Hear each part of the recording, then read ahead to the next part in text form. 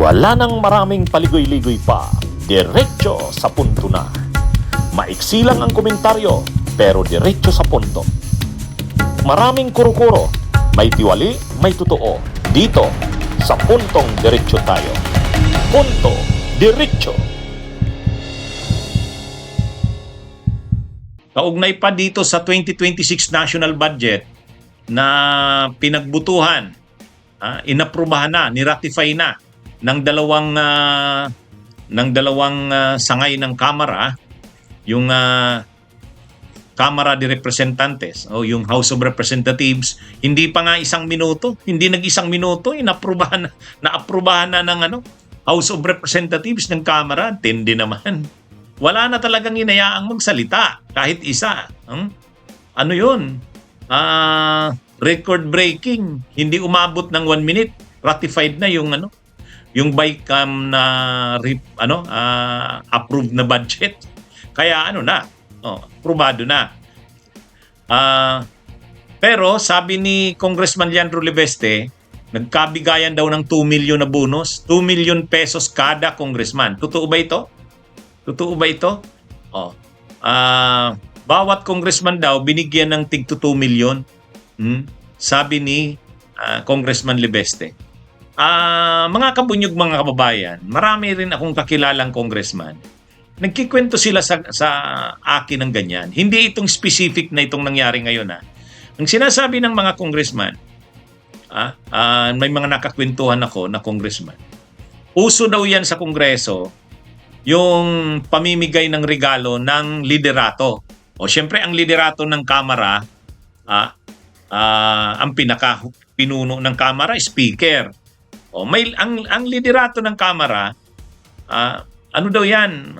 Namimigay daw yan ng regalo sa bawat kongresista. Halimbawa, tulad niyan, Pasko. Bago mag-Christmas break, bago mag-hiwa-hiwalay para sa Pasko, namimigay ang speaker, namimigay ang liderato sa bawat kongresista. Parang Christmas. Kaya lang sa kanila, siyempre kasi, ang pinag-uusapan na regalo, hindi naman yan 10,000, 25,000. O kaya ganyan, 2 million. Ngayon, natataon na kada magbakasyon ng Pasko, bago magbakasyon ng Pasko, yan yung panahon na inaaprubahan ang budget. At dahil Pasko, namimigay din ng regalo ang liderato ng Kamara. Kaya, kumbaga, nagpapanabay. Regalo para sa Pasko sa bawat kongresista. At the same time, natataon yan sa mga panahon na yan, bago maghiwa-hiwalay, naaaprubahan ang budget. Kaya naiisip na yung binibigay na regalo, hindi lang yan pamasko, kundi regalo sa mga kongresista sa paglusot ng budget. Yan umano ay kalakaran. Pero siyempre, hindi naman yan sinasabi. Hindi na yan sinasabi. Kakatanggap ka na lang ng kumbaga nakakatanggap ka na lang ng ganyan. Ayon yan sa mga kakilala kong kongresista. Totoo talaga yan, sabi nila. Bago mag-break, may mga ganyang binibigay. Kaya itong sinasabi ni Congressman Leandro Libeste, sa tingin niya, bayad yun sa mga kongresista, bribe yun, regalo sa mga kongresista sa pag-approve ng budget.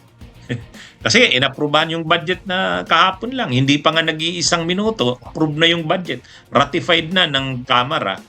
Pero, pwede ring tingnan yan na Christmas gift ng speaker o ng liderato ng Kamara sa bawat kongresista. Pwede ring tingnan yan ganyan. Parang nagkataon na nagpanabay. Kumbaga, Pasko na, at the same time, katatapos lang ng pagbutuhan sa budget. Anyway, ang isa pang sinasabi ni Congressman Leandro Libeste, linakihan daw yung budget. Naglagay daw doon ng 10 billion sa proposed budget. Kaya parang sa mga ganyan na yan, na gastusin ng Kamara. Anyway, itong si Congressman Libeste, makakakuha talaga ito ng galit ng kanyang mga kapwa kongresista. Kasi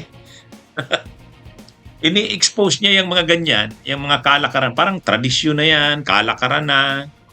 Hindi na yan, hindi na yan, hindi ini-expose yan, hindi nilalabas yan, ay itong si, nilalabas niya yung ganyan. Kaya, talagang pagdating sa kamera, magiging masama ang tingin sa kanya ng mga kapwa niya kongresista. Kasi may mga nangyayari sa Kongreso na hindi naman na nilalabas sa publiko. Katulad niyan, yung mga pagbibigay ng regalo ng liderato ng Kamara sa mga okasyon tulad niyan, Christmas.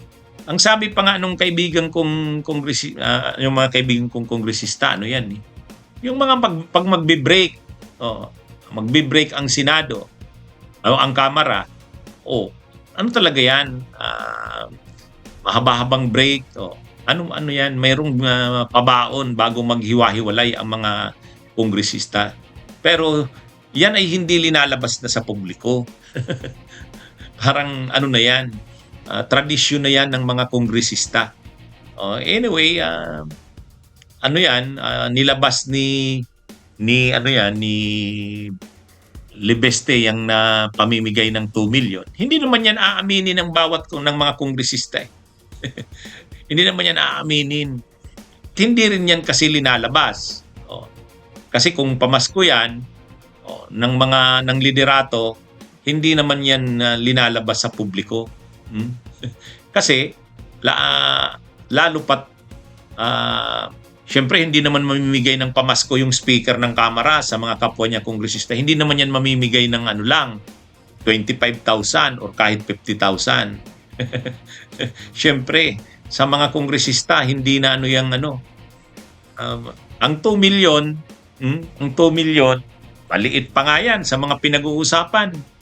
Nakita naman natin yung pinag-uusapan na laki ng mga budget. Kaya,